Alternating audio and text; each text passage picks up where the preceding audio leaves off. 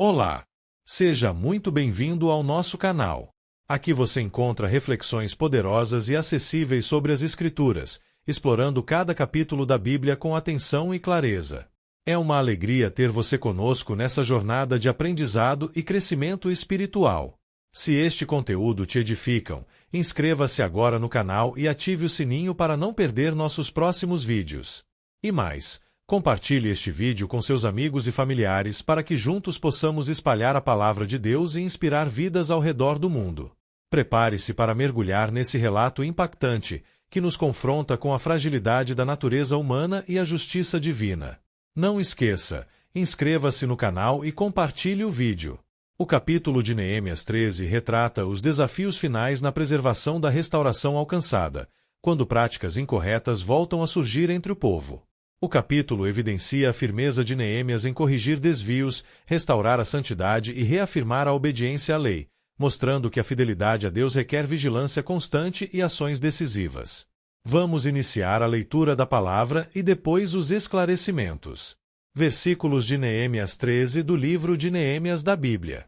Reformas finais de Neemias. Naquele dia, o livro de Moisés foi lido em alta voz diante do povo, e nele achou-se escrito que nenhum amonita ou moabita jamais poderia ser admitido no povo de Deus. Pois eles, em vez de darem água e comida aos israelitas, tinham contratado Balaão para invocar maldição sobre eles. O nosso Deus, porém, transformou a maldição em bênção. Quando o povo ouviu essa lei, excluiu de Israel todos os que eram de ascendência estrangeira. Antes disso, o sacerdote Eliasibe tinha sido encarregado dos depósitos do templo de nosso Deus. Ele era parente próximo de Tobias. Ele havia cedido uma grande sala, anteriormente utilizada para guardar as ofertas de cereal, o incenso, os utensílios do templo e também os dízimos do trigo, do vinho novo e do azeite prescritos para os levitas, para os cantores e para os porteiros, além das ofertas para os sacerdotes. Mas, enquanto tudo isso estava acontecendo, eu não estava em Jerusalém, pois no 32º ano do reinado de Artaxerxes, rei da Babilônia, voltei ao rei. Algum tempo depois pedi sua permissão. E voltei para Jerusalém. Aqui soube do mal que Eliasibe fizera ao ceder uma sala a Tobias nos pátios do templo de Deus. Fiquei muito aborrecido e joguei todos os móveis de Tobias fora da sala. Mandei purificar as salas e coloquei de volta nelas os utensílios do templo de Deus, com as ofertas de cereal e o incenso. Também fiquei sabendo que os levitas não tinham recebido a parte que lhes era devida e que todos os levitas e cantores responsáveis pelo culto haviam voltado para suas próprias terras. Por isso repreendi os oficiais e lhes perguntei, por que essa negligência com o templo de Deus? Então convoquei os levitas e os cantores e os coloquei em seus postos. E todo o povo de Judá trouxe os dízimos do trigo, do vinho novo e do azeite aos depósitos. Coloquei o sacerdote Selemias, o escriba Zadok e um levita chamado Pedaías como encarregados dos depósitos e fiz Janã, filho de Zacur, neto de Matanias, assistente deles, porque esses homens eram de confiança. Eles ficaram responsáveis pela distribuição de suprimentos aos seus colegas. Lembra-te de mim por isso, meu Deus, e não te esqueças do que fiz com tanta fidelidade pelo templo de meu Deus e pelo seu culto. Breve análise textual e voltaremos à leitura. Uma explicação didática, organizada por blocos e com linguagem clara, para que você compreenda a mensagem principal de Neemias 13, que encerra o livro. Primeiro, contexto geral de Neemias 13. Neemias 13 mostra que a restauração não termina com uma grande celebração. Depois do avivamento espiritual, capítulos 8 e 12, o povo começa a relaxar nos compromissos assumidos. Este capítulo revela uma verdade importante. Sem vigilância, o povo volta aos antigos erros. Neemias retorna a Jerusalém após um tempo ausente e encontra quebras graves da aliança com Deus. Segundo, a leitura da lei e a separação do que era contrário a Deus, versículos 1-3. O livro da lei é lido em público e o povo descobre que amonitas e moabitas não poderiam ser integrados ao povo. Eles haviam agido contra Israel no passado. Ponto-chave didático: não se trata de preconceito racial, mas de preservação da fé e da fidelidade à aliança. Quando o povo entende a palavra, toma uma atitude prática. Terceiro, O escândalo no templo. Tobias dentro da casa de Deus, versículos 4-9. O que aconteceu? O sacerdote Eliasibe permitiu que Tobias, inimigo de Neemias, ocupasse uma sala do templo. Essa sala era destinada às ofertas e aos utensílios sagrados. A reação de Neemias. Indignação. Expulsão imediata de Tobias. Purificação do espaço. Mensagem clara: o templo, lugar da presença de Deus, não pode ser usado para interesses pessoais ou alianças erradas. Quarto, abandono dos levitas e negligência com o culto, versículos 10-14, o problema. Os dízimos não estavam sendo entregues. Levitas e cantores tiveram que abandonar o serviço para sobreviver. A solução. Neemias confronta os líderes. Reorganiza os depósitos. Nomeia pessoas confiáveis. Ensino. Espiritualidade sem compromisso prático se torna vazia. Sustentar o culto é responsabilidade coletiva. Voltamos a ler. 15 Naqueles dias, vi que em Judá alguns trabalhavam nos tanques de prensar uvas no sábado e ajuntavam trigo e o carregavam em jumentos, transportando com vinho, uvas, figos e todo tipo de carga. Tudo isso era trazido para Jerusalém em pleno sábado. Então os adverti que não vendessem alimento nesse dia. 16 Havia alguns da cidade de Tiro que moravam em Jerusalém e que, no sábado, traziam e vendiam peixes e toda espécie de mercadoria em Jerusalém para o povo de Judá. 17 Diante disso, repreendi os nobres de Judá e lhes disse: como é que vocês podem fazer tão grande mal, profanando o dia de sábado? 18 Por acaso os seus antepassados não fizeram o mesmo, levando nosso Deus a trazer toda essa desgraça sobre nós e sobre esta cidade? Pois agora, profanando o sábado, vocês provocam maior ira contra Israel.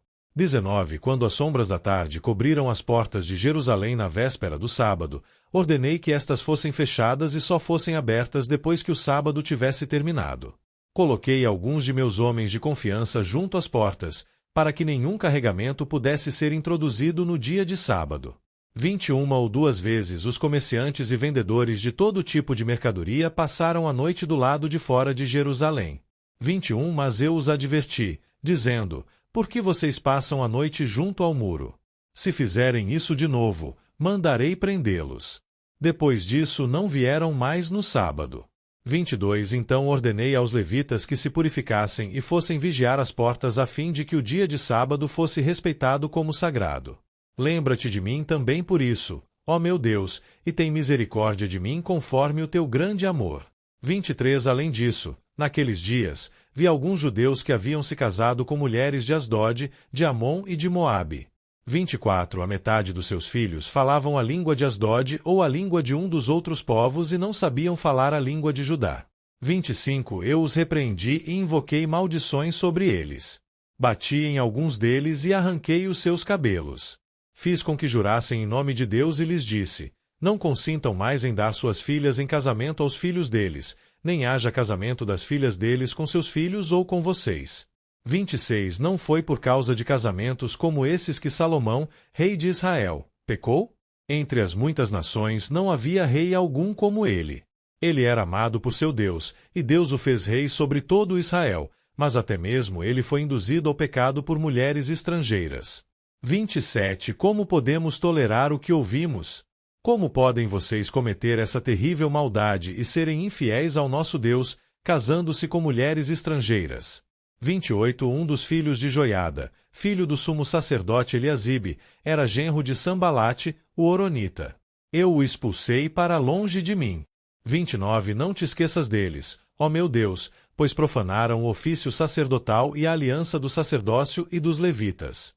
30 Dessa forma purifiquei os sacerdotes e os levitas de tudo o que era estrangeiro e lhes designei responsabilidades, cada um em seu próprio cargo. 31 Também estabeleci regras para as provisões de lenha, determinando as datas certas para serem trazidas e para os primeiros frutos. Em tua bondade, lembra-te de mim, ó meu Deus. Análise textual. 5º, a profanação do sábado, versículos 15 e 22, o erro. Trabalho pesado no sábado. Comércio ativo dentro de Jerusalém. Influência de comerciantes estrangeiros.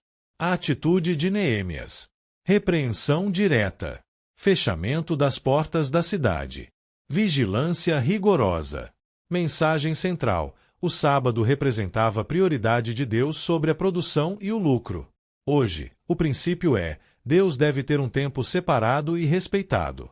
Sexto, casamentos mistos e perda da identidade espiritual. Versículos 23 e 29, o problema. Judeus casados com mulheres estrangeiras. Filhos sem domínio da língua de Judá. Risco de perda da fé e da cultura espiritual. Neemias usa Salomão como exemplo. Mesmo sábio e amado por Deus, foi levado ao pecado por alianças erradas. Lição: relacionamentos que afastam de Deus comprometem o futuro espiritual. Sétimo, medidas finais de purificação e organização. Versículos 30 a 31. Neemias purifica sacerdotes e levitas. Restaura funções e responsabilidades. Reorganiza ofertas, lenha e primeiros frutos. O livro termina com a oração: Lembra-te de mim, ó meu Deus. Isso não é vaidade, mas um pedido sincero de que Deus reconheça sua fidelidade. Mensagem central de Neemias 13.